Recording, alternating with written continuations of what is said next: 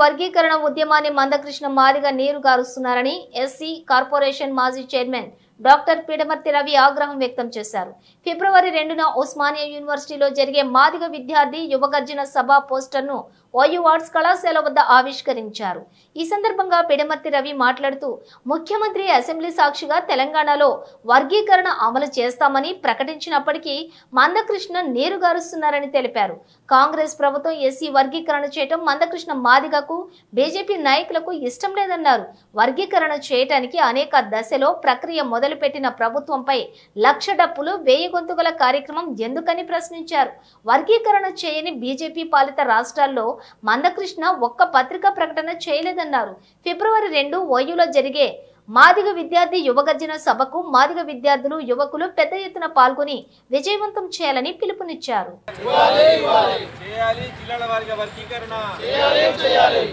తెలంగాణ రాష్ట్రంలో మాదిగలకు 12% రిజర్వేషన్ తెలంగాణ రాష్ట్రంలో మాదిగలకు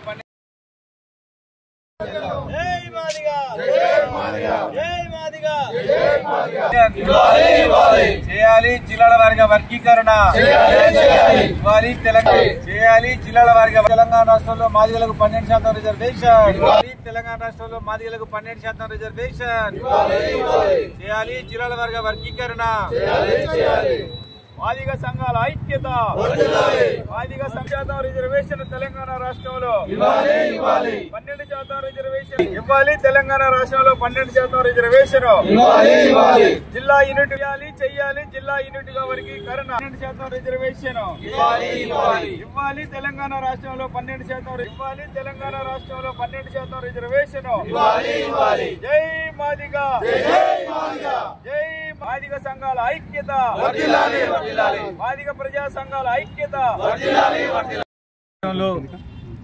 అతిపెద్ద కులమైన మాదిగలకు 12% రిజర్వేషన్ రావాలని జిల్లాల వారీగా వర్గీకరణ చేయాలని ఫిబ్రవరి 2వ తారీఖున ఓయూలో జరిగే మాదిగ విద్యార్థి యువగర్జనను జయప్రదం చేయాలని తెలంగాణ రాష్ట్రంలో ఉన్నటువంటి విద్యార్థులకు యువకులకు ప్రజా సంఘాలందరికీ కూడా విజ్ఞప్తి చేస్తా ఉన్నా.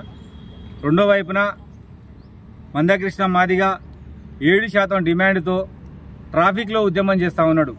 ఎక్కడ నెక్లెస్ రోడ్లో మందకృష్ణ మాదిగకు దమ్ముంటే ధైర్యం ఉంటే వివేక్ పెట్టినట్టుగా మరి మాదిగ సింహ గర్జనని లేకపోతే ఆ 1,00,000 డప్పులు 1000 గొంతులు కార్యక్రమాన్ని గ్రౌండ్లో పెట్టి మాదిగల సత్తా చూపించాలని నేను డిమాండ్ చేస్తా ఉన్నా. ట్రాఫిక్లో ఉద్యమం పెట్టి అది మాదిగల జనాభాగా చిత్రీకరిస్తే ఇంటెలిజెన్స్ రిపోర్ట్ పోతుందని కూడా ఈ సందర్భంగా తెలియజేస్తున్నా. రెండవ ముఖ్య విషయం ఏంటంటే ఈ ఉద్యమాన్ని మాదిగ ఉద్యమాన్ని వర్గీకరణ కావాలంటున్నటువంటి మాదిగలని వద్దంటున్నటువంటి మాలలకు నాయకత్వం ఇస్తున్న కృష్ణ మాదిగ వివేకులు ఇద్దరు ఈ ఉద్యమాన్ని నాగా కూకిల ఉద్యమంగా మార్చి ఈ 2 మాదిగల కులాలు కొట్టుకుంటే వాటి ద్వారా లబ్ధి పొందాలని ఇద్దరు వ్యక్తులు చూస్తూ ఉన్నారు. నిజానికి కృష్ణ మాదిగ సీఎం రేవంత్ రెడ్డితో ఉండి వర్గీకరణ సాధించుకోవాల్సి ఉండే. సుప్రీంకోర్టు తీర్పు ద్వారా వచ్చినటువంటి తీర్పుని బీజేపీకి ఆపాదిస్తూ ఉన్నాడు. ఆయనకు వచ్చినటువంటి పద్మశ్రీ అవార్డు కమలం పార్టీ ఇచ్చినటువంటి అవార్డు అది కమలం అవార్డు. మాదిగ జాతి ప్రయోజనాలు ముఖ్యం అనుకుంటే ఇంతవరకు ఏ నాయకుడు కూడా ప్రభుత్వంతో కొట్లాడి ప్రభుత్వం వ్యతిరేకంగా నిలబడే నాయకుడు ఉంటాడు కానీ ప్రభుత్వం దగ్గర అవార్డు తీసుకునే నాయకుడు ఉన్నాడు. దాన్ని తిరస్కరించాలి. అట్లనే వీళ్ళిద్దరు కుట్ర చేసి దీన్ని నాగా కూకి ఉద్యమంగా మార్చి రాష్ట్రంలో శాంతి భద్రత సమస్యను సృష్టించి వర్గీకరణను ఇప్పుడు చేయకుండా కుట్ర చేస్తా ఉన్నారు ఇద్దరు వ్యక్తులు, ఇద్దరు నాయకులు. వాళ్ళకి విజ్ఞప్తి చేస్తా ఉన్నా, మీరు ఎన్ని కొట్లాటలు చేసినా మాదిగలు శాంతియుతంగా ఉంటారు.